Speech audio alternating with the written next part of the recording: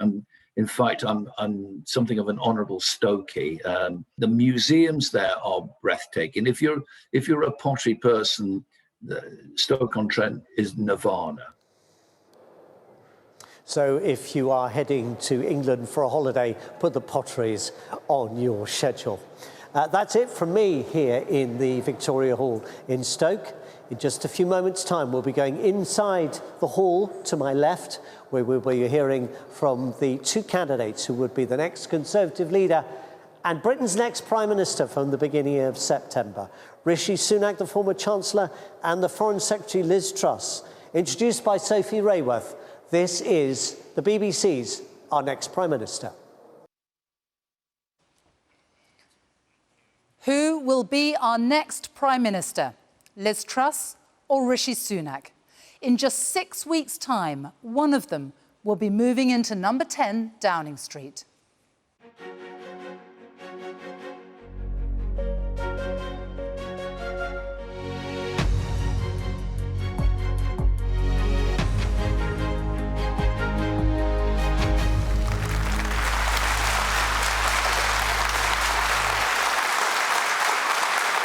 Welcome to the first head-to-head debate between the two final candidates in this race to become the Conservative Party leader and our next Prime Minister. Rishi Sunak is the MP for Richmond in Yorkshire. He is 42 years old. He was in government from 2018 until he resigned as Chancellor just 3 weeks ago.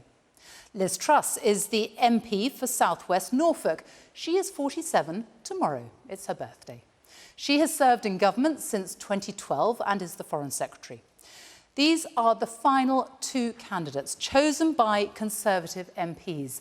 But now it's down to Conservative Party members, around 160,000 or so. We don't know the exact number, they don't tell us. But they are the ones who will choose the next occupant of number 10. It is a huge decision. Hardly any of us has a say. But that decision will affect us all.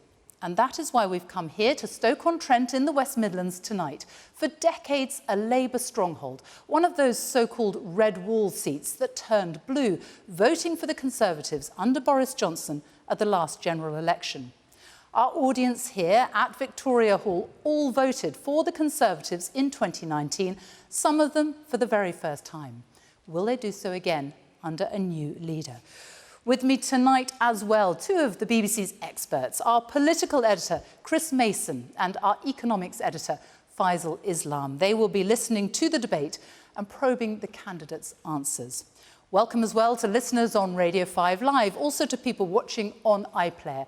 You can join the debate online using the hashtag BBC Our Next PM. Now, before we go any further, Chris, Faisal, what will you be looking for tonight? The key thing for me tonight, Sophie, is to what extent can our two wannabe Prime Ministers woo our audience here in the room in Stoke-on-Trent and Conservative voters from the last general election. Boris Johnson was able to woo them. Can Rishi Sunak and can Liz Truss? And at moments where we think that energy bills might go up to, say, £3,200 for an average household in the autumn, I'll be looking for clues as to whether a new Prime Minister will lead to a change in economic policy and whether those plans add up. So, Rishi Sunak, Liz Truss, good evening. Welcome to both of you. Are you ready for this? Yes, I am.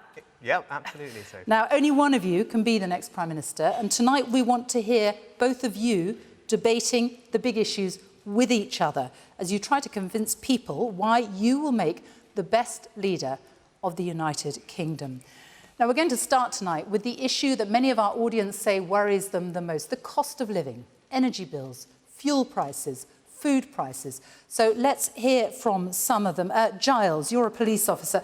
How are you finding all these rising prices? It's very difficult.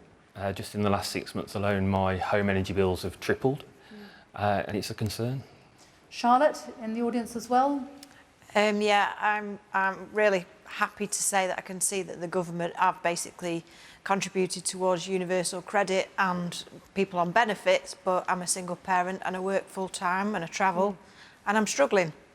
OK, the views of two of our audience here tonight. I want you both to be really specific here.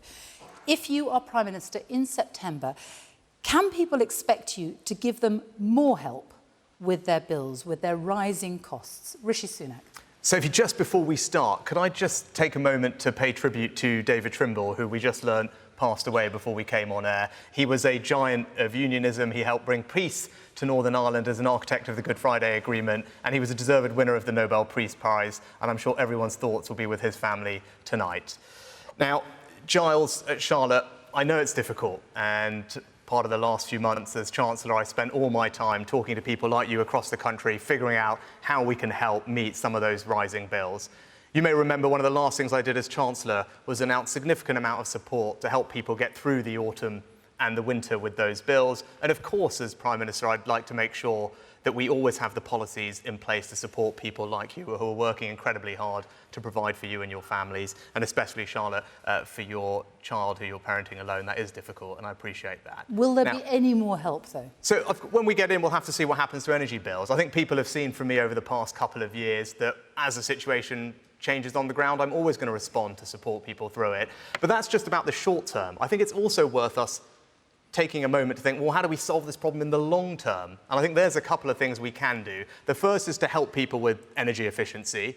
Now, there's lots of you here and watching whose homes I think we can better insulate. We know that there are millions of homes that need better insulation. If we help do that, we can help people save £300 off their energy bills. So that's something I like to do more of. And we need more homegrown energy here at home, because if we have more affordable sources of British energy in the long term, that's how we're going to solve this problem. And as I said, though, at the beginning, I want short-term specifics. So can I gauge from that there won't be anything in the immediate future, not September, not October, to help people with bills? Just yes or no? Of course there could be, and we'll have to see what the price cap actually is when we get there. As we heard, we don't know quite where it's going to be. I announced support earlier this year, which provides around £1,200 of total support for the most vulnerable, but help for everybody. But it's a case of wait and see. Okay, I think we've had this problem where we know energy bills are very volatile, and we need to actually now see what they're going to end up at. And if there's more that needs to be done, of course I would do that, as I've done over the past 2 years. Liz Truss, if you are Prime Minister, will you be doing something immediately to help people with these bills?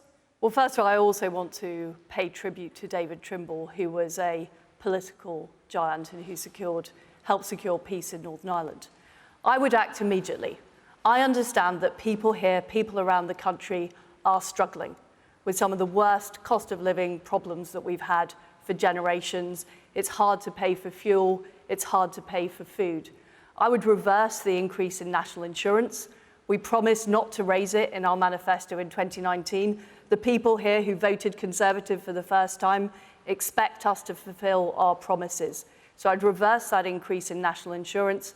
I'd also have a temporary moratorium on the green energy levy, which would help cut money from fuel bills. That was very important. That would come in straight away. But I'd also immediately put in place a growth plan to grow our economy.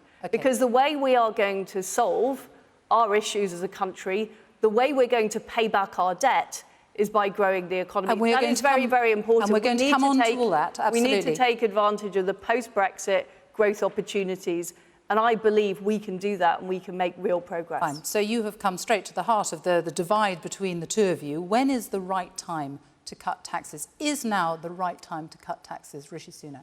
Well, look, we all took a decision to protect the economy and support the NHS through COVID. And of course, we all knew there was a bill that we needed to pay for that. So the question is, should we pay that bill ourselves, or do we put it on the country's credit card and pass the tab to our children and grandchildren to take care of? Now, I don't think that's right. I don't think it's responsible, and it's certainly not Conservative, and that's what I wouldn't do as Prime Minister. Not responsible, Liz Truss. Under my plans, we would start paying down the debt in 3 years' time. So I'm not putting it on the never. I would start paying it down in 3 years. Liz, that's simply not right. You promised almost £40 billion of unfunded tax cuts, £40 billion more borrowing. That is the country's credit card. It's our children and grandchildren, everyone here's kids, who are going to have to pick up the tab for that. Rishi, that is not true. There's nothing Conservative about doing that. Under my plans, we would start paying down the debt in 3 years' time. COVID was a 1 in 100 years event. No other country is putting up taxes at this moment. The OECD has described Rishi's policies as contractionary. What does contractionary mean? It means it will lead to a recession. Now, we know what happens when there's a recession. I grew up in Paisley and Leeds in the 1980s and 1990s. I know what it's like when people have to struggle, when you have high unemployment, when people don't have work to go to. We cannot allow that to happen. Under my plans, we will... Well, let's just take on this, right? So we remember the 80s and the 90s, and you know what the problem we had then? It was inflation, and it's the problem that we have now. It is the single biggest thing that all of you are having to grapple with at home with your bills. And we need to get a grip of inflation, and if we don't do that now, it's going to cost all of you and everybody watching at home far more in the long run. And you know what? Liz, your plans, your own economic advisor has said that that would lead to mortgage rates, interest rates going up to 7%. Can you imagine what that's going to do for everyone here and everyone watching? That's thousands of pounds on their mortgage bill. It's going to tip millions of people into misery, and it's going to mean we absolutely have no chance of winning the next election either. Rishi is talking about putting up corporation tax this autumn. He is talking about raising taxes at a time when there is a global economic crisis to the same level as France's corporation tax. Your own economic advisor, let's just say, your own economic advisor has said that your plans would mean that interest rates would have to go up to around 7%. So just think what that means for all of your mortgages. Everyone watching, right? Can you let me respond? That would be thousands of pounds. Why do you want to cause let me misery respond. to all Absolutely. You were talking about putting up taxes. We know there are companies here in Stoke-on-Trent like Steelite that depend on international investors. We know that they need the investment to help create jobs and opportunities in this city. We know that those jobs are needed for the future and to give people opportunities. I don't believe this negative, declinist language It's your own that we're economic hearing. advisor, Liz. It's not mine. It's your own advisor. I have lots of economists that are backing my plans. Everybody thinks that putting up taxes at this moment is going to hurt the economy. You can't put up taxes and get growth. If we follow Rishi's plans, we are headed Sophie, for a recession. Can we really get an answer to this and question? So Liz, Bank of England... When you were on the radio the other day, when you were on the Today programme, you were asked if you could name a single economist, governor, chancellor who supported your plan. The one person you named then gave an interview. This is the person that you named, not me, not my words, his words, and he said that in order for that plan to happen, interest rates would have to go up. He actually described it as a good thing. He said it was part of the adjustment that would have to happen. 7%, that's the number that he gave. Do you know what that would do for people's mortgages? Do you accept that? This is the problem with your plan. It's going to push people into Please let Liz Truss answer. Please let her answer. When inflation gets out of control, interest rates go up, Rishi that's what Sunak, happens. please let Liz Truss answer. I don't accept those points. Any economist knows that taxes are completely different from interest rates. Interest rates are set by the Independent Bank of England. We know that inflation is forecast to fall next year. What I'm talking about with my plans is not raising taxes. There is no evidence at all that not raising taxes is inflationary. What we know, though, is that raising taxes prevents growth. I want to be on the side of people who do the right thing, people who invest in companies, people who go out to work every day, the self-employed, the people running small businesses.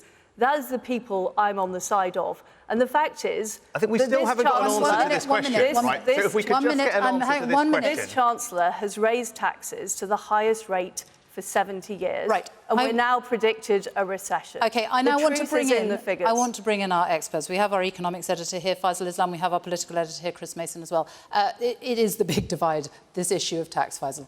Question for both. For Rishi Sunak, can you name a single G7 country that's raising taxes in the current situation?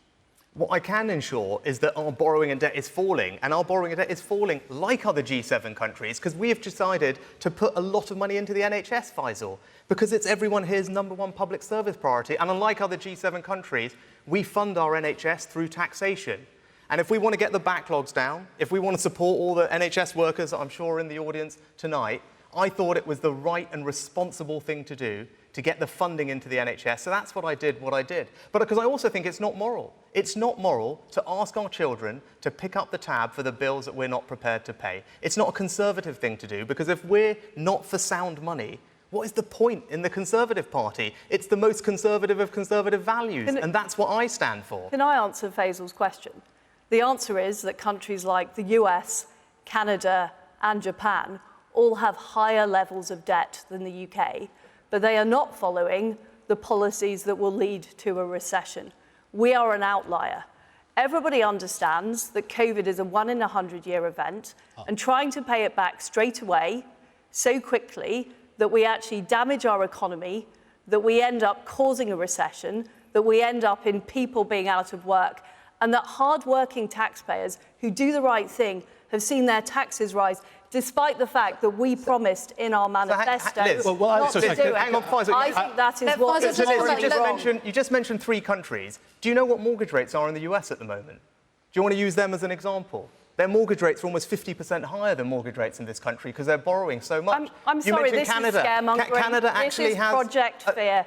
Liz, I remember the referendum campaign. I remember the referendum campaign, and there were only one of us who was on the side of Remain and Project Fear, and it was you, not me. Okay. And you talk maybe about I've this. learnt from that. We talk about this. It was your economic advisor, right? You were on the Today programme. You named one person who supported your plans. That one person, not me, not some theoretical thing, that one person said that your plans would mean interest rates going up to 7%. I think you should be honest with people about the trade-offs involved. Because your proposals would mean that we get this short-term sugar rush of unfunded borrowed tax cuts, but that would be followed by the crash of higher prices and higher mortgage rates, and that is not something that I want to cause for anyone here. You've just put in the highest tax rate for 70 years. How on earth can you claim that that's going to drive economic growth? And where have the growth policies been for the past 2.5 years to drive investment into our towns and cities across this country? What I would do is I would realise the post-Brexit opportunities. I would do things like change Solvency II and MiFID, and I'd get on with it because I'm prepared to take on the orthodoxy.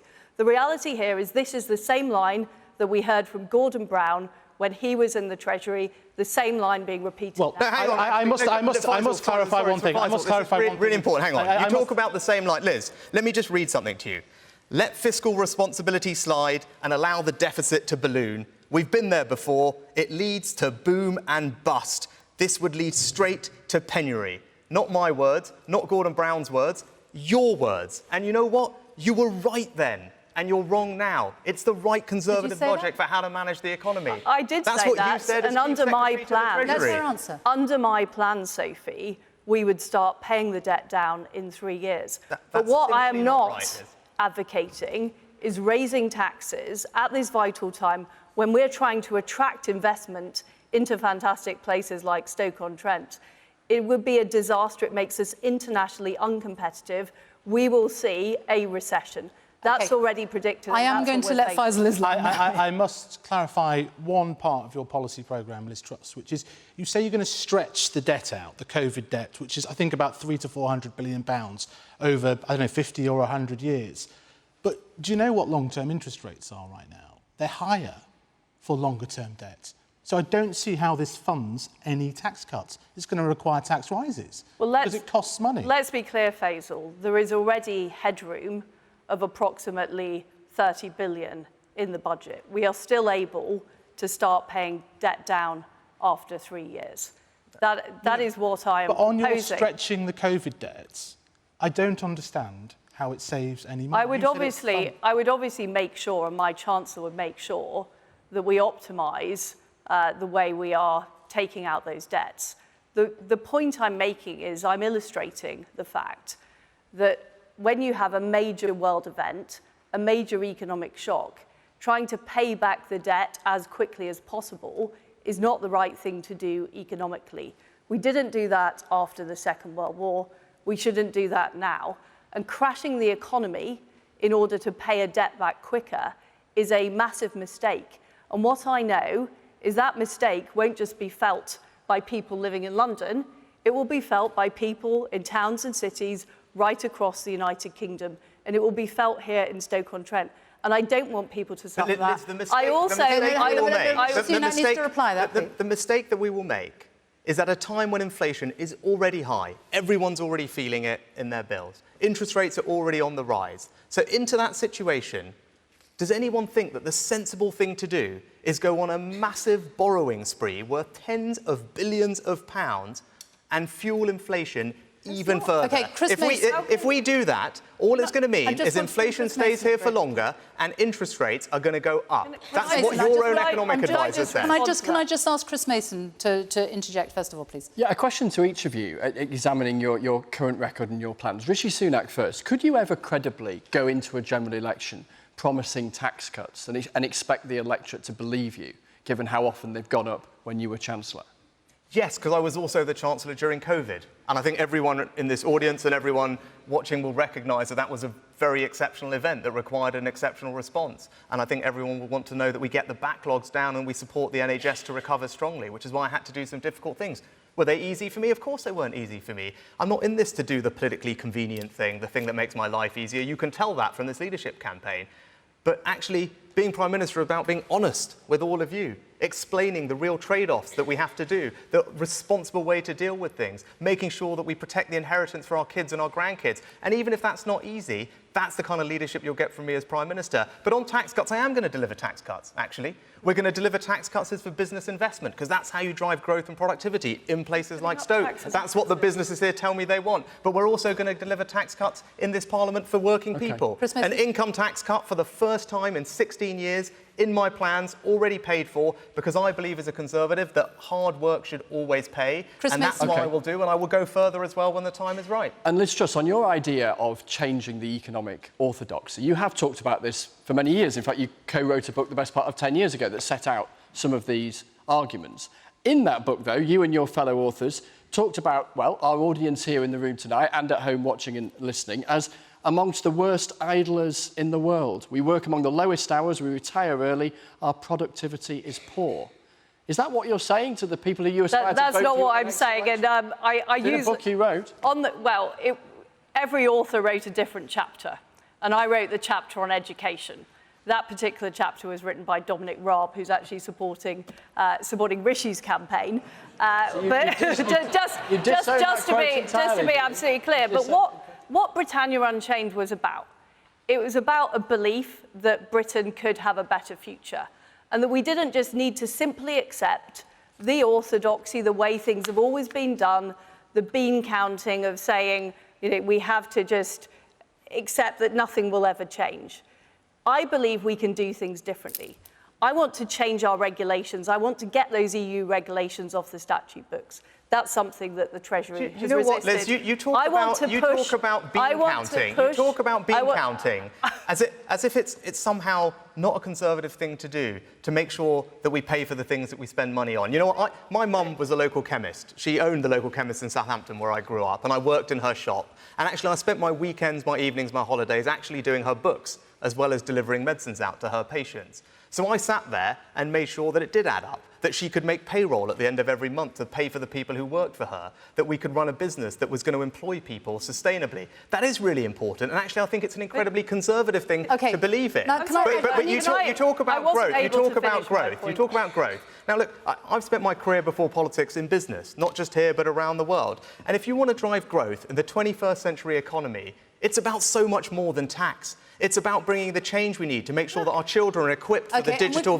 industries. And no, this is important of the future. It's about making sure that we can help people retrain in the middle of their careers. It's about making sure that all the businesses here and elsewhere get the benefit of reformed financial markets to get the cash they need to grow. And I will bring all of those new ideas to meet those new challenges because of my experience. I am the best person that can lead this country into the future. That's the type of economic growth that we need to see. There hasn't been an economic growth plan for the past 2.5 years.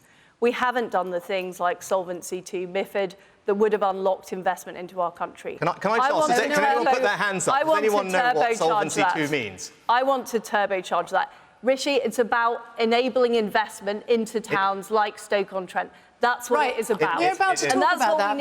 Investment in towns. To get on with. Okay, I'm going to talk about that right now because I need to move on to that because it is something that is very important to people. And by that, I'm talking about levelling up because our audience here tonight, they all voted Conservative in 2019. As I said, some for the very first time. And Boris Johnson told them that levelling up and transforming the lives and opportunities for people across the UK was his defining mission. So let's get the thoughts of some of our audience here tonight on what needs to be done. Brendan, a warehouse supervisor, joins us now. What are your thoughts? So yeah, my thoughts are we're seeing so many services being reduced and put back. Our local towns and cities, the town centres are completely empty. There seems to be no investment. We seem to have a rise in antisocial behaviour there. So basically, how are they going to level up these sort of areas? What are they going to do for us? OK, so if you become Prime Minister, Rishi Sunak, in the first 2 years, when you are Prime Minister, what changes will people see under you, Prime Minister Sunak, on levelling up? Well, I was just telling the audience before we started, Stoke is a place I've visited more than any other, I think, in the couple of years that I was Chancellor. And Brendan, it's been a great pleasure to work with your MPs and your council. Abby's a brilliant council leader, and she came to see me early on with an amazing pamphlet about powering up Stoke. Okay, and I was really happy to actually deliver on some of those things. So what your community needed here, which is very similar to what communities across the country need, is regeneration of your town centres. And that's why I was really pleased as Chancellor to make sure that we got you over £50 million. Something like Goods Yard is going to get regenerated to put new offices and residential in there to help bring to life that part of the town and the city. But also it's about skills. It's about making sure that all the young people here have the skills that they need, because today's education, our children's education today, is their economy tomorrow. That's what we need to do for you here. And lastly, for your businesses, your advanced ceramic businesses, manufacturing businesses across the country, what they tell me they need is that they want tax cuts on business investment, because they want to invest in more equipment, in machinery. That's how we drive productivity. And my plan suggests that we will cut those taxes, and that's going to be great for the businesses. What Prime Minister Truss, what difference will people see? What people want to see is urgent action. They don't want promises tomorrow. They want things today to relieve the cost of living, but also to get spades in the ground in Stoke-on-Trent and other towns and cities across our country. What I would do immediately is put in new low-tax investment zones with simplified planning so we could get on with building and we could get on with those new projects. I'd keep corporation tax low to attract investment from around the world. I know how popular the products produced here, whether it's the pottery or the toffees from Walker's Toffee. We can turbocharge that. But we need to challenge the orthodoxy that is making things so slow to deliver. And I know people want things to happen urgently. I'm somebody in every job I've done, whether it's the trade deals I've struck at trade, whether what I've done at the Foreign Office, putting the toughest sanctions on Russia of any country, I get things done in government, and I don't just talk, I act. Chris Mason. I want to hear the two of you talking to each other, really, about how important this idea of levelling up is, because it's been so central, hasn't it, to Boris Johnson's whole approach to government, written so prominently into the manifesto. And we know, when we look at international examples, that true levelling up that makes a real difference and people can notice costs billions and billions and billions, and a commitment that can last decades. We're seeing 16 newspapers in the north of England tomorrow making the argument that they're desperate to see you two promise that levelling up will continue. Can you say, hand on heart, it absolutely will be, and it'll be as central as it has been? Liz Truss. Well, I'm completely committed to levelling up. It's not just a slogan for me. It is about the life I've had. I've seen what happened in Paisley, what happened in Leeds when children were let down by a combination of low expectations, poor opportunities, and poor educational standards. So levelling up for me is about changing the Treasury investment rules so they're fair across the country. At the moment, they favour London. It's about making sure that we unleash private sector investment through low tax zones. We need to get on with those. We need to make sure the free ports we deliver are deeper. But it's also about the schools. It's about getting the best schools everywhere in the country and allowing those to thrive as well. So I'm completely committed. And what I want to do is make sure that everybody, regardless of where they live, regardless of where they come from, have the same opportunities across our country. Could you answer Chris's questions? Yeah, the answer is an unequivocal, massive yes, Chris. I grew up in Southampton, I was saying, and now I represent a rural seat in North Yorkshire, where Teesside is my back door. And I've seen the amazing change that I've helped to deliver in a place like that, delivering a free port that's attracted jobs and investment post-Brexit to an area with new industries like carbon capture and storage and vaccine manufacturing. And I think we can bring that same sense of optimism, excitement and opportunity across the country, because that's what levelling up should mean. It should mean that no matter where you grow up, you have fantastic opportunities to fulfil your potential, but you also have enormous pride in the place that you call home. And that's what Brendan was talking about, making sure that community that you grow up in is safe for your kids to walk around in the evenings, making sure that the town centres look exciting and clean. That's also part of levelling up, and we need to get both sides right, the economic side and the pride side. As Prime Minister, you won't just lead the United Kingdom, you will lead the United Kingdom on a global stage as well, at a time of serious challenges both here at home and abroad. Can we talk about China? Because you've really been trading blows about China today over Britain's relationship with China. Rishi Sunak, you have said that politicians in Britain have rolled out the red carpet and turned a blind eye to China for too long. Are you talking about Liz Truss? No, I mean, look, Liz has been on a journey as well. There was a time when Liz was talking about having a golden era of relationships with China, and on a mission there was talking about having deeper collaboration in things like food security and technology. But what we do need to do is acknowledge that China is a threat to our national security, it's a threat to our economic security. And that's why, as Chancellor, I was pleased that we could put forward something called the National Security and Investment Bill. And that gives us the powers as a country to protect ourselves against countries like China who are trying to infiltrate our companies and steal our technology. That's what we need to do. But we also need to stand up for our values. And for example, when it came to Hong Kong, I was pleased to ensure that we put the funding in place to welcome to this country thousands of fleeing who wanted to leave. Rishi, I challenged you on this in the debate last week. As recently as a month ago, you were pushing for closer trade relationships with China. This is not something you've advocated in government. I'm delighted that you've come round to my way of thinking. But it's been driven by the Foreign Office, the toughest stance we've taken on China, whether it's creating the alternative to the Chinese Belt and Road with our G7 colleagues, whether it's being clear that Taiwan should be able to defend itself in the face of Chinese aggression. We have led on that, and frankly, what we've heard from the Treasury is a desire for closer economic relations with China. My view is we should not repeat the mistake we made with Russia of becoming strategically dependent on Russia, and we're now facing the costs of that on energy.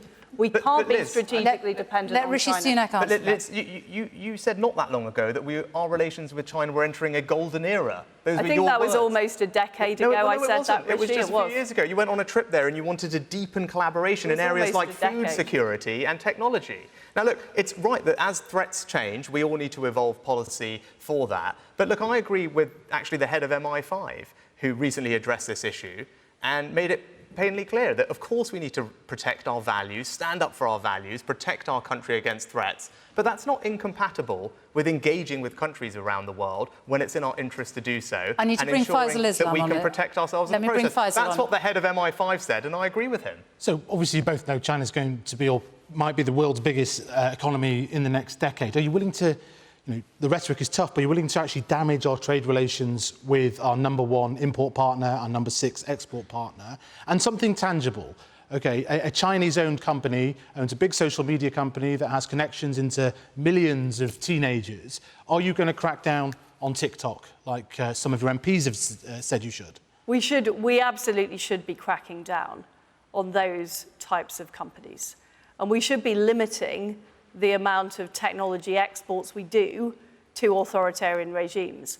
I've been talking to our G7 allies about this. We collectively represent 50% of world GDP. I don't think it's inevitable that China will be the biggest economy in the world. In fact, we've been enabling that to happen.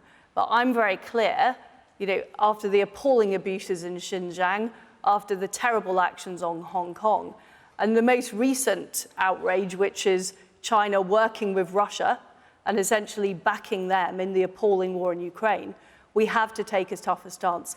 We have to learn from the mistakes we made of Europe becoming dependent on Russian oil and gas. We cannot allow that to happen with China. And freedom is a price worth paying. OK, TikTok, are you going to be clamping down on that? As I was saying earlier, I helped pass in Parliament a piece of legislation that gives the government the powers to block investment in our economy from countries and companies that we think are not consistent with our values or our interests or are trying to infiltrate our organisations. And that's happening not just in the corporate world, Faisal, it's happening in our universities and civic society, and we need to be on guard against that. And as Prime Minister, I'll take a very robust view on making sure that we do stand up for our values and we protect ourselves against those threats, because that's the right thing to do for our security. You've mentioned Russia and Ukraine.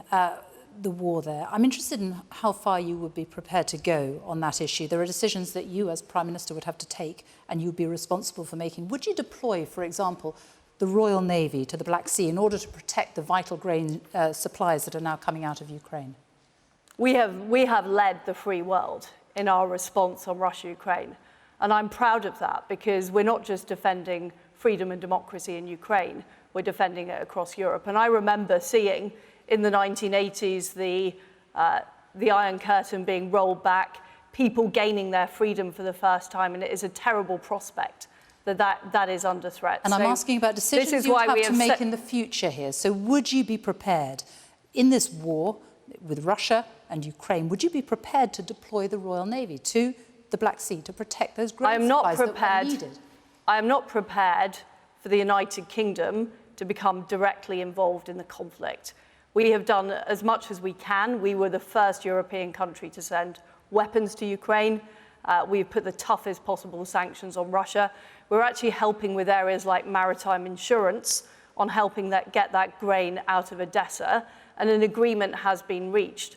But Ukraine is not a NATO country. Okay. And I think it would be wrong to directly deploy our troops and our resources Rishi in Sunak, Ukraine. would you be prepared to deploy the Royal Navy? No, I think actually we should take a step back and recognise that we've put together one of the strongest set of economic sanctions that the world has ever seen, and that's really hampered Putin's war effort. We also, and I did this as Chancellor, made sure that we supported Ukraine financially with the arms and weapons they need to defend themselves, and actually it's something that Liz and I worked together on. And as she said, I think collectively we can all as a country be enormously proud of the contribution and leadership that the United Kingdom has shown in standing up to Russian aggression, and that will continue, I would imagine, on whoever becomes Prime Minister. Another big global issue, of course, climate change. We had record temperatures here in the United Kingdom last week. It was more than 40 degrees Celsius for the first time. What three things should people change in their lives to help tackle climate change faster, Rishi Sunak? Right, OK, well, I'll take advice from my two young daughters who are the experts on this in our household. And what they say to me is, I talked about energy efficiency before, but reducing energy usage through things like better energy efficiency is an obvious thing we can do. The benefit of that is it actually saves us money as well, which is fantastic. And that's why I said government should do more on that. The second one is recycling. And that is the thing that in our house we are obsessive about. I know it's a pain, you need lots of bins, but it is something that is very good for the environment. And I think the third thing I would say is we've got to focus on innovation, because we're going to solve this problem if we, doing the amazing British thing that we always do, our researchers, inventors, companies, creating the solutions to the problems of the 21st century. And that's what I saw in my business career working around the world. And that's what I think we need to focus on as a country, because that's how we're going to solve this problem and leave our kids a much better environment and climate. Three things from you, Liz Truss. Well, I was a environmentalist before it was fashionable. I was a teenage eco-warrior campaigning against damage to the ozone layer. And I've always taken the view that we should save our resources. I'm naturally a thrifty person. I like saving money, and it also helps the environment. So it's about using less, wasting less, particularly food waste, which I think is, a massive problem in this country, but also the innovation that we need to get the new technology that can help us do things better, whether that's electric vehicles, whether that's insulation in our homes. We can all act. But what I don't want to see is ordinary households penalised by our net zero target. So I would lift the green energy levy and cut money from people's fuel bills whilst looking for better ways to deliver our net zero target. I want to talk now about the tone of this campaign, because it has already become very personal, hasn't it? I mean, I am looking at your earrings, Liz Truss. There's talk of how much they cost in the press today. I don't know if they're the ones you're wearing, but £4.50 was the figure that was being bandied around. Your suits and your shoes, which were apparently much more expensive. Chris Mason, I never thought we'd be talking about earrings and suits and shoes in a I'm not sure if Chris Mason's ever been to Claire's Accessories, to be fair. I'm not sure. He has daughters. He might have been, but anyway. On that point, you're right. I haven't. and it feels odd to be venturing into something of a fashion commentary. But yes, there's been this conversation today, hasn't there, involving Nadine Dorries, the Culture Secretary, one of your supporters, Liz Truss, in which she compared favourably your thriftiness as far as your earrings are concerned with Rishi Sunak's choice of expensive footwear and even more expensive suits. And I just wonder to both of you, given that this is what your supporters are saying, and one of Rishi Sunak's supporters replied to this exchange on social media with FFS, which very roughly translates as, for goodness sake. I'm not sure. Just leave it there. It's that family programme. Right, yeah. But the serious point here is, does this matter? Because your campaign teams and those supporting you are suggesting it does. Rishi Sunak, does this matter? Well, look, I've got enormous respect and admiration for Liz and actually all the other people who spent time in this leadership campaign. And actually, when this is all done, we're all part of the same your side, Conservative though, and how they're family. conducting We're going to come together and keep working hard for the British people. But look, I can address this, this issue about me very, very directly, right? I mean, it's very simple. I think in the Conservative Party, we judge people by their character and their actions. I'm proud of my record as Chancellor in helping some of the most vulnerable people over the last couple of years. And I wasn't born this way.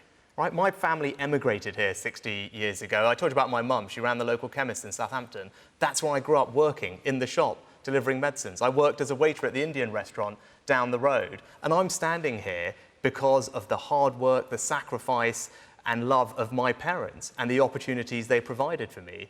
And that's why I want to be Prime Minister, because I want to ensure that everyone, your children and grandchildren, have the very same opportunities that I had. And actually those values of hard work and aspiration, those are Conservative values, and those are exactly the type of values that I will champion as Prime Minister. Chris. Let's just directly and specifically, will you disown the remarks from Nadine Dorries today?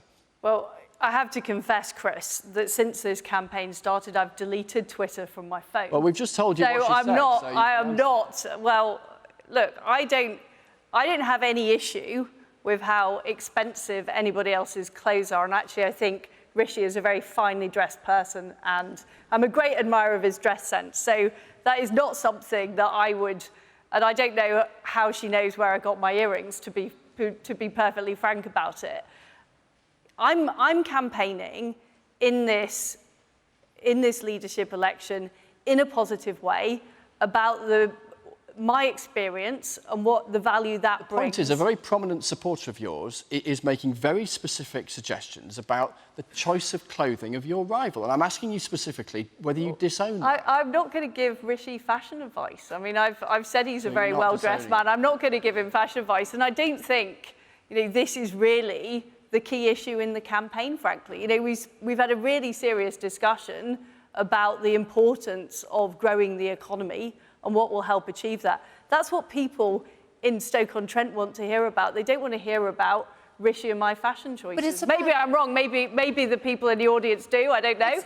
They're all shaking their heads. They don't want to hear about this stuff. It is a tone, though, isn't it, of the campaign that is being set. I mean, something else that has been talked about a lot, and you've mentioned it again tonight, that you went to a comprehensive school. You have brought up repeatedly that Rishi Sunak went to a private school.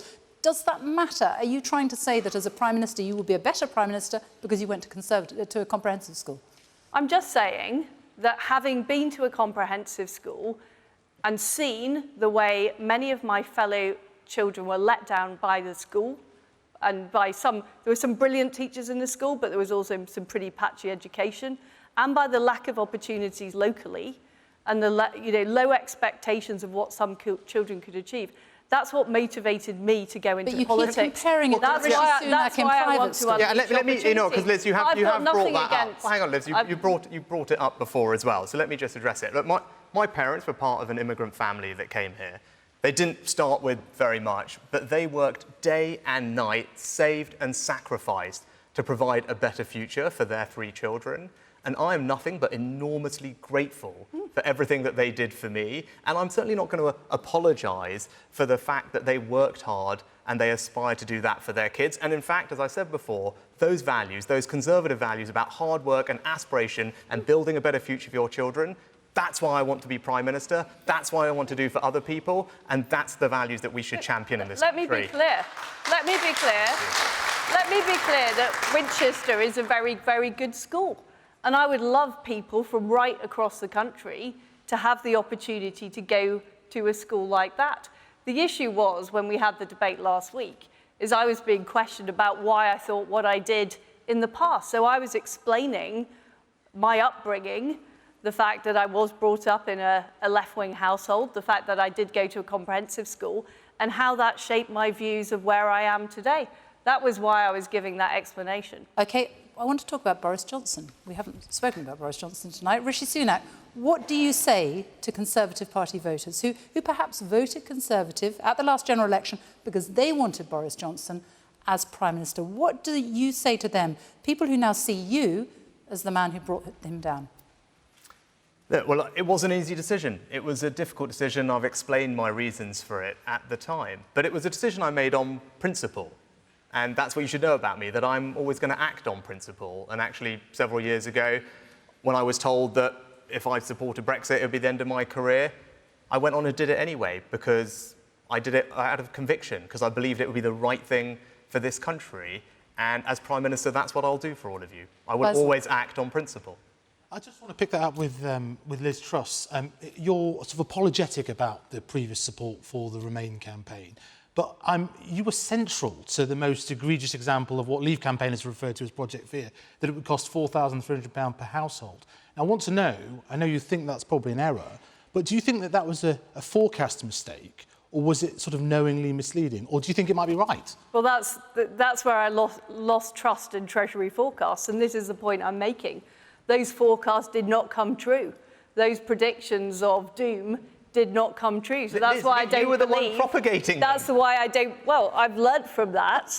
I've been very clear that if there was a referendum again, I would vote to leave. It was the right decision. And since the referendum took place, I've delivered dozens of trade deals. I've pushed through the Northern Ireland Protocol bill to sort out the issues in Northern Ireland. I've delivered the tough sanctions regime that we couldn't have delivered if we were part of the EU. And I'm very, very keen to take advantage of all the opportunities of Brexit. I think more than most other government ministers, I've done more to deliver on the opportunities of Brexit. Chris Mason, we've moved away from Boris Johnson already, but he is still looming large in this campaign, isn't he? He is looming large, and he's the man whose behaviour and activities in government led to the very conversation that we're having now. And I wonder to both of you, as you look back on the guy who was your boss, Rishi Sunak, and Liz Truss, who still is, how you weigh things up. So to you, Rishi Sunak, you know that lots of Conservative Party members right now are very angry that Boris Johnson has been brought down, and they blame in part, quite significantly, you for it. And he made you, didn't he? He made you Chancellor of the Exchequer, gave you one of the biggest jobs in government, and you brought him down. Well, Chris, as I said, he's one of the most remarkable people I've met. I was very grateful to him that he gave me that job, and I'm really proud of all the things we achieved in government together, actually.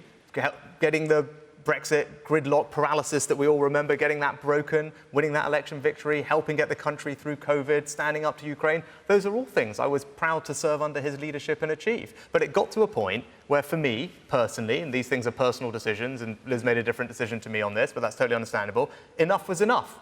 I thought all the things that were going on the conduct side were not right, and we clearly had very different views about the direction of travel on the economy. And so for me, I acted out of principle. And I think that's important, and that's what I'll do. And when it comes to, this Remain thing, and Liz was saying, I do think that we need someone as leader who has the consistency and courage of their convictions. And that, as I've demonstrated, is something I will bring to being Prime Minister of this country. Chris. And Liz Truss, on the point of loyalty, that you've used that word to describe where you stuck with Boris Johnson, and plenty of people will admire loyalty. But I just wonder, what would Boris Johnson actually have had to do for you to resign? I supported Boris for the leadership. I was his first cabinet supporter to come out. I campaigned with him. He did a brilliant job of delivering Brexit. He did a brilliant job of delivering an 80-seat majority, including gaining the support of places like Stoke-on-Trent, which hadn't voted Conservative before. And yes, he made mistakes, and he admitted he made mistakes. But I didn't think the mistakes he made were sufficient that the Conservative Party should have rejected him. And that is my view. And I'm still working with the Prime Minister. I'm still Foreign Secretary. I think it's important that I remained in my post. We have very, very serious issues to deal with on Russia-Ukraine, on the international situation. And I thought it would be a dereliction of duty for me to leave my job at that juncture. Hasta la vista, that's what he said when he spoke in the last Prime Minister's questions last week. I'll see you later. Would you be happy to work with him? Would you like to work with him if you are Prime Minister in your new cabinet? Having spent time with him this week on foreign affairs, I very, very much suspect that he would not want a future role in the government. I think he needs a well-earned break from what has been a very difficult few years. I mean, after all, he was seriously ill with COVID. I mean, we haven't even talked about that, and that was a terrible moment when we didn't know what was going to happen.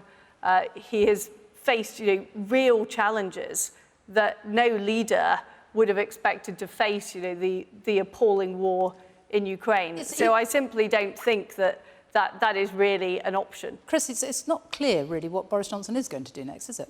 It isn't. It often isn't, which is journalistically was one of the intriguing things of covering his premiership. But I noticed this that wasn't quite a no, was it, in terms of potentially involving him in government? Were he to want to? You were assuming he wouldn't, but you're trying to. I really don't think it's a genuine question, Chris. It isn't a genuine question. James Cleverly, the Education Secretary, he's saying, he's one of your supporters. He said today that Boris Johnson is an incredibly talented politician. James Cleverly will be comfortable with him joining your top team if you are. Are you? I just don't think it's going to happen. I think that what's done is done. The party has made the decision. I've told you my views of that. I have now put myself forward as a candidate because I think I'm the right person to do the job. And I don't believe that he would want further involvement. I give my 2 cents. I think the simple answer for me is no. I think we need to look forward at this point. That's why I want to be Prime Minister. I want to bring the change that this country needs. I think it's incumbent on whoever leads our party going forward to bring everyone back together, actually, and build a team that draws on all the talents and traditions of our fantastic party. You saw some of that in this leadership election. That would be my priority, is to try and unify things. But we've got to go on and deliver on the things that people care about. Everyone here wants us to go and fix the backlogs, get a grip of illegal migration, deliver the growth by making sure that this economy is fit for the 21st century. Okay. That's what I want to get on and start delivering for people and not looking back to the past. This is a fundamentally a moot point. And what we are debating about is debating about the future. We should be talking about the policies that are going to deliver for Britain and going to deliver the next election for the Conservatives and how we're going to beat Keir Starmer. And as far as you're concerned, Boris Johnson is not part of the future. I'm sure he will have a role, I'm sure he will be vocal, but he will not be part of the government. As a Conservative cabinet minister has said today that this contest, he's called it puerile and embarrassing. Is he right? No. I mean, this is all leadership contests, all elections have elements of debate and discussion. But we are having a really serious discussion about the future of our country and the party. And there is a genuine disagreement here. Whether or not you believe in low taxes, leading to growth and opportunity, enabling people to keep more money in their pockets, or passing the bill on to our children with lots of borrowing and higher inflation and higher mortgage rates. That is a serious issue. It's not the well. differences between me and Rishi. Serious differences. They're certainly not puerile. OK, I want to ask our audience what they make of it all tonight. We've talked about leadership, character, trust. So let's hear from our audience on these issues. Julie, you work in pharmaceuticals. What do you want to hear from politicians? It just seems to me as though there's it's very, very easy. And we've heard a lot of blaming Boris about trust issues, as though everything is going to be fine now. But it seems to me that there's a more fundamental issue around a culture in Westminster that is very much focused on, the short-term catnip of a media soundbite, rather than actually thinking about, well, OK, what are the difficult things that are needed long-term? Liz, you work in finance. What qualities are you looking for in our next Prime Minister? There's 3 qualities that I'm looking for. Somebody that I can trust, somebody that's honest, and somebody that's got integrity. And Mel, software engineer with us as well this evening. What about you? Do you feel that the politicians, that these 2 here, are being honest with you tonight? It's a very difficult question. I feel like over the years, the public's trust has depleted. And I feel like the next Prime Minister, whoever it might be, will need to have a high level of integrity and just be open and honest to the public about issues that's happening, whether it's good or bad. Rishi Sunak? You're absolutely right, Mel, and Liz said the same thing, as did Julie. So one of my first jobs is to try and restore trust in government. And actually, as all of you said, but Mel, you said at the end, that's about being honest. That's how you start restoring trust, about being honest. And as you can see in this election, I have not taken the easy road, right? In saying the things that I'm saying about the challenges facing our economy and what it's going to require to fix them, that doesn't make my life any easier. I'm doing it because I want to be honest with all of you. I want to be honest with everyone watching. I need to get to Liz Truss now. Well, hang on. This is really important. But the next way that we restore trust, after being honest, is delivering things for you. And whether it's getting the backlogs down, whether it's illegal migration, it's getting on and doing the hard work of government that Julie talked about, actually, in her opening thing. And it's acknowledging that we can't necessarily have everything. We've got to acknowledge the trade-offs in life. And actually, we've had a lot of trying to have your cake and eat it. I think there's a lot of what we're hearing tonight, which is the same old, let's have our cake and eat it. Government's not about that. I think restoring trust in politics is about keeping your promises. And when we were elected in 2019, we promised we wouldn't put up taxes, including national insurance. That's why I spoke out against it in Cabinet. We didn't need to do it. There was money left in the budget not to do it, but those taxes were put up. And I think it's that kind of thing, politicians not following through on their promises, that destroys trust. And I'm somebody who always keeps my promises. I'm straightforward, I'm honest, I'm straight talking. I might not be the slickest presenter in the business, but I do what I say I will do. I've done it in trade, I've done it in the Foreign Office, and I will do it as Prime Minister. You say you're straight talking. I want yes and no answers on this.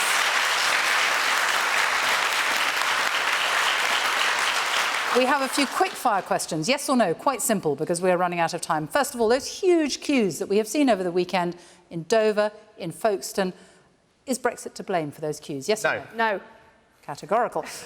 2 more strikes coming this week, 2 more train strikes. Will you ban strikes on essential public services like the railways? Yes, it's a manifesto commitment and we need to deliver it. We'll do it. Very clear. Will you publish your full tax affairs if you're Prime Minister? Yes.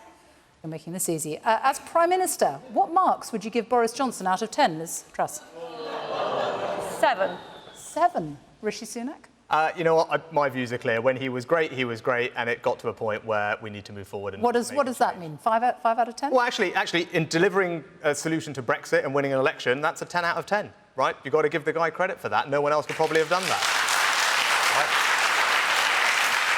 And finally, we have a couple of minutes left. So this last question, I want you to address each other. You've both worked together in government for a long time. You've sat around the cabinet table. You know each other well. Liz Truss, if you lose this contest and Rishi Sunak becomes the next Prime Minister, what quality does he need to work on in order to be the best possible Prime Minister?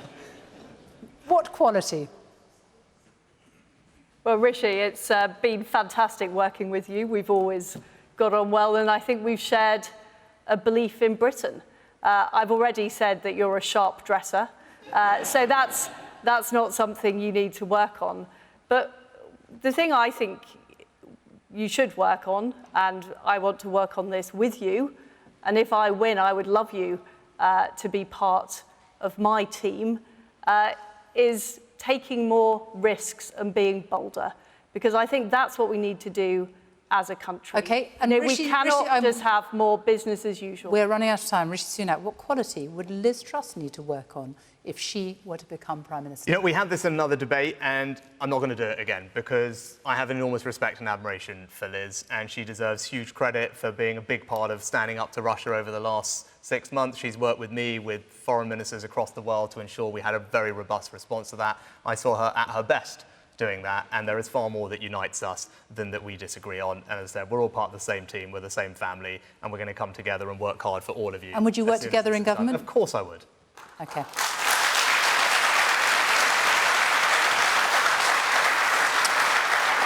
And so that is it. Rishi Sunak, Liz Truss, thank you both very much for joining us tonight.